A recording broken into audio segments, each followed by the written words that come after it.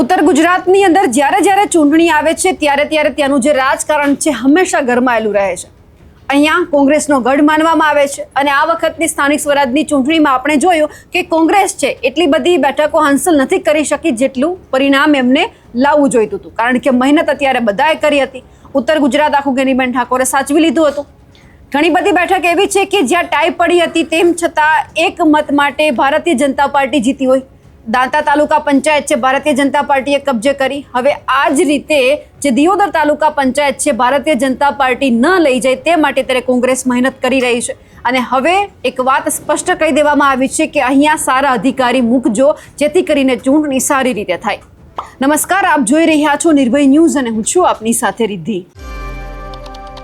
દિયોદર તાલુકા પંચાયત છેલ્લા લાંબા સમયથી ચર્ચામાં છે. જ્યારથી અહીંયા કોંગ્રેસના 12 સભ્ય જીતીને આવ્યા છે ત્યારથી આ ચૂંટણીમાં આખો માહોલ છે દિવસે ને દિવસે ગરમાયેલો દેખાયો.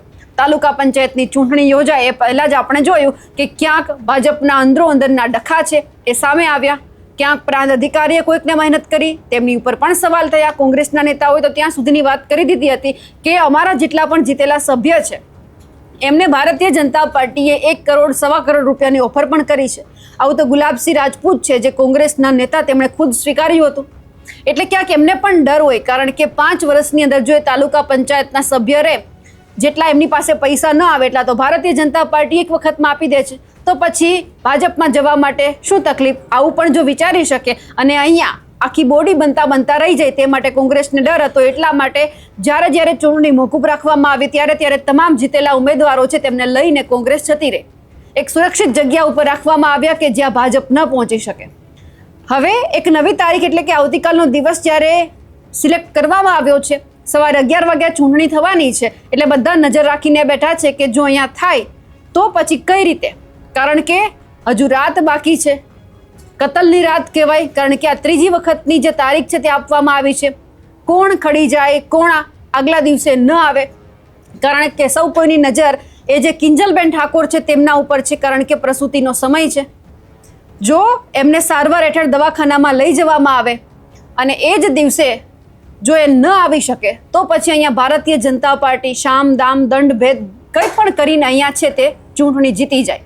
એટલે કોંગ્રેસને પણ ડર છે કે હવે તો આ ચૂંટણી થઈ જ જવી જોઈએ. આ બધાની વચ્ચે ગુલાબસિંહ રાજપૂત શું કહી રહ્યા છે તે પણ સાંભળી લઈએ. જે રીતે સમગ્ર ગુજરાત આપ સૌ મીડિયાના માધ્યમથી દેખી રહ્યું છે જે સમગ્ર ગુજરાતમાં 25 તારીખે તાલુકા પંચાયતની ચૂંટણીઓ હતી, પ્રમુખ ઉપપ્રમુખના ભાગરૂપે દિયોદરમાં હતી. કોંગ્રેસની સ્પષ્ટ બહુમતી છે.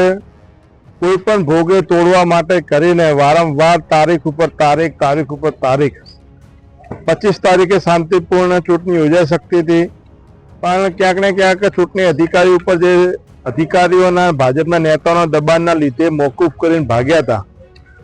એના પછી એમને 27 તારીખ આપી. 27 તારીખે સવારના 11:30નો ટાઈમ હતો.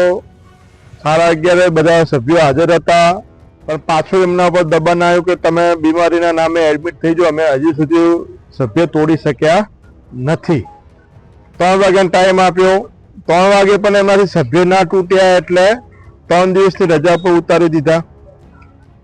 આજે ફરીથી સવારના આપ સૌ મીડિયાના માધ્યમથી જાણકારી મળી કે પોલીસ બંદોબસ્ત ગોઠવાઈ રહ્યો છે.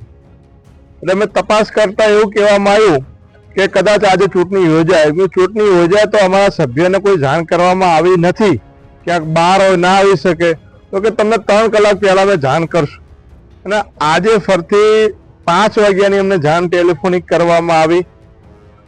5 વાગ્યાની ટેલિફોનિક જાણ કરી અને કે નોટિસો આપવા આવી રહ્યા છે. અને અચાનક ફરીથી પાછી તારીખ પડી ને હવે એજન્ડા કાઢ્યો છે આવતીકાલે સવારના 11 વાગે તાલુકા પંચાયતના કેમ્પસમાં ચૂંટણી યોજાશે. હું આપણે મીડિયાના માધ્યમથી મુખ્યમંત્રીશ્રીને, વિકાસ કમિશનરને, ડીડીઓને, કલેક્ટરશ્રીને વિનંતી કરું છું, જો આ ચૂંટણી અધિકારી જો ચૂંટણી યોજી શકતા હોય કાછટ એસડીએમ તો બરોબર, નહીતર આવતીકાલે ચૂંટણી માટે કોઈ તટસ્થ અધિકારીને મૂકો. નહીતર આ અધિકારી ઉપર કોઈને વિશ્વાસ નથી.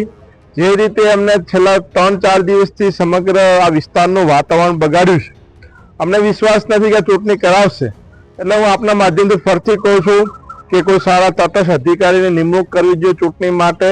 ને આવતીકાલના 11 વાગે લોકશાહીની જીત થાય. આ બહુ પ્રયત્ન કરે, આજ સુધી લોકો પ્રયત્ન કરે છે કઈ રીતે કોંગ્રેસના સભ્ય તૂટે, પણ અમારા 12 સભ્યો મક્કમ છે અને મક્કમતાથી આવતીકાલે જ્યારે ચૂંટણી યોજાશે ત્યારે કોંગ્રેસ પાર્ટીને બીજી જનતાનો વિજય થાય એના માટે એ લોકો લડી રહ્યા છે. કેમ કે એક બેનને 9 મહિના પૂરા થઈ ગયા છે આવી ગરમીમાં પીડા સહન કરવા માટે વારંવાર આ તાલુકા પંચાયતમાં આવવું પડે.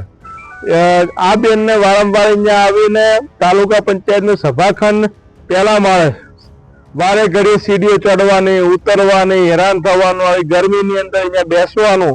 પણ આ સરકારને જે લાગણીશીલ બિલકુલ નથી, એમને પીડા નથી સમજતી અને ચૂંટણીઓ યોજી નથી રહી.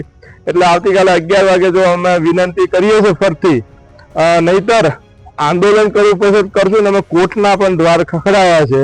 કોર્ટમાં જો અહીંયા નહીં કરે તો અમે કોર્ટના માધ્યમથી ચૂંટણી કરાવશું ને દિયોદરની જનતાનો વિજય થાય એના માટેનો પ્રયત્ન કરશું. દિયોદર તાલુકા પંચાયતની આવતીકાલે ચૂંટણી છે. સૌ કોઈનું ધ્યાન એ ઉપર છે કે આ વખતે કોંગ્રેસના કોઈ પણ ઉમેદવાર છે તૂટવા ન જોઈએ. પૈસાની ઓફર પણ એ લોકોને લલચાવી ન શકવી જોઈએ. આ બધા જ વફાદાર રહેવા જોઈએ. હવે આવતીકાલે વફાદારીનું પરિણામ રહેશે કે જો અહીંયા કોંગ્રેસ જીતી તો આજે આ 12 જીતેલા સભ્ય છે વફાદાર રહી અને પોતાના પક્ષ માટે એમણે સારું કામ કર્યું કહેવાશે. અને જો આવતીકાલે અહીંયા ભારતીય જનતા પાર્ટીએ બોડી બનાવી તો ક્યાંક વફાદારીની હાર થશે તેવું પણ લાગશે.